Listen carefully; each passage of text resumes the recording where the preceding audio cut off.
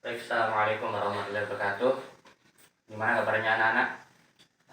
Alhamdulillah baik ya. Rapikan dulu mejanya. Kayak yang belum masukin baju, masukin bajunya ya. Biar kita rapi dan nyaman kita belajar dalam kelas ini. Baik, sebelum kita masuk ke pembelajaran, Pak Guru akan absensi dulu ya. Ahmad Miftah hadir. Suci Purnamasari hadir. Qurani Ismail hadir. Baik, hadir semua ya. Tidak ada yang izin hari ini. Oke, baik.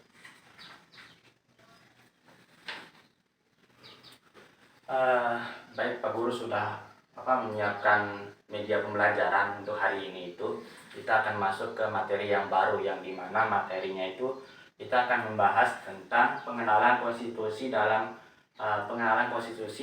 pengalaman kehidupan sehari-hari. Ada yang tahu nggak di sini apa itu konstitusi? Belum tahu ya? Iya. Baik, Pak Guru akan menjelaskan konstitusi itu apa sih? Gitu. Konstitusi itu adalah suatu peraturan yang keseluruhan sistem ketatanegaraan suatu negara yang berupa kumpulan-kumpulan peraturan yang membentuk dan mengatur pemerintahan di dalam suatu negara. Jadi konstitusi itu adalah suatu tatanan negara, di mana tatanan negara itu adalah peraturan yang dibentuk oleh suatu pemerintahan tersebut untuk mengatur jalannya kehidupan dalam suatu negara tersebut, biar dia ada kenyamanan, ketentraman, dan dalam keberlangsungan hidup. Baik, yang selanjutnya itu sejarah lahirnya konstitusi Indonesia. Ada yang tahu tahun berapa mungkin terbentuknya konstitusi di negara Indonesia? Nanti Pak Guru akan kasih nilai plus kalau yang tahu. Tidak ada ya? Baik. Sejarah lahir konstitusi di Indonesia, yaitu lahirnya konstitusi di Indonesia berawal dari ketika pemerintahan Hindia Belanda secara resmi menyatakan dirinya itu menyerah tanpa syarat kepada Jepang pada tahun 9 Mei 1942. Yang untuk poin selanjutnya itu jenis-jenis konstitusi. Jenis-jenis konstitusi yaitu ada dua, yaitu konstitusi tertulis dan konstitusi tidak tertulis. Yaitu contohnya konstitusi tertulis itu seperti undang-undang, pokoknya intinya seperti peraturan yang sudah ditetapkan oleh suatu negara. Maaf ya Pak Guru, lepas ini. Dan selanjutnya yaitu konstitusi tidak tertulis. Konstitusi tidak tertulis itu seperti hukum adat, hukum yang lahir dalam masyarakat tertentu tanpa mengikat dengan negara tersebut ya. Itu Pak Guru akan menjelaskan konstitusi tertulis itu adalah konstitusi yang dituangkan dalam dokumen atau naskah. Konstitusi itu menurut satu pakar yang mengatakan bahwa yaitu yaitu hasil seleksi dari peraturan hukum yang mengatur pemerintahan negara tersebut dan telah dihimpun dalam sebuah dokumen.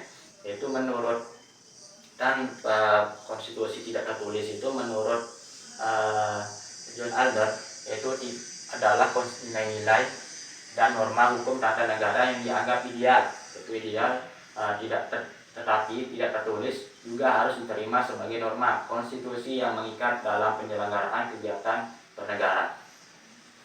Adapun tujuan konstitusi itu adalah sebagai sarana pemberian pembatasan, yaitu ada pembatasan pengawasan terhadap kekuasaan politik dan membebaskan kekuasaan dari kontrol mutlak dari para penguasa atau pemberi pembatasan kepada para penguasa pemerintah.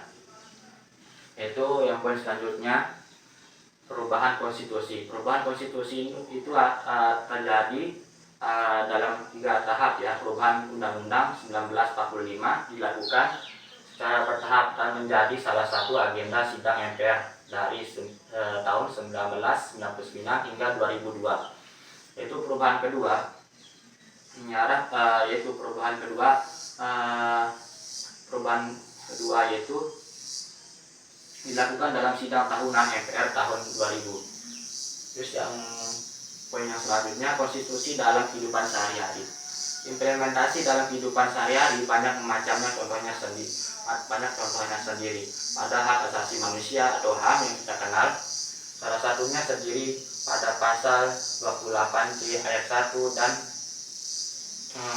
2 tentang hak pengembangan diri yang berbunyi. 1.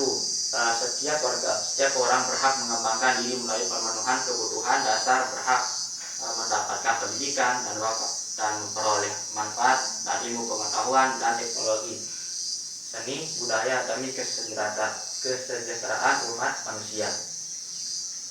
Poin yang selanjutnya yaitu keterkaitan konstitusi dalam kehidupan sehari-hari. Adapun keterkaitan konstitusi dalam kehidupan sehari-hari yaitu setiap orang dapat bebas mengembangkan dirinya untuk memakmurkan mereka sendiri dan bernegara. Dalam bernegara harus melindungi itu. Negara harus melindungi itu ya. Juga harus memfasilitasi masyarakat yang ada dalam sebuah negara tersebut. Baik, itu saja Pak Guru ya. Itu saja materi untuk hari ini yang telah Pak Guru jelaskan. Mungkin untuk pertemuan selanjutnya Pak Guru akan memberikan tugas ya. Tugasnya itu sekarang akan Pak Guru berikan. Terima kasih.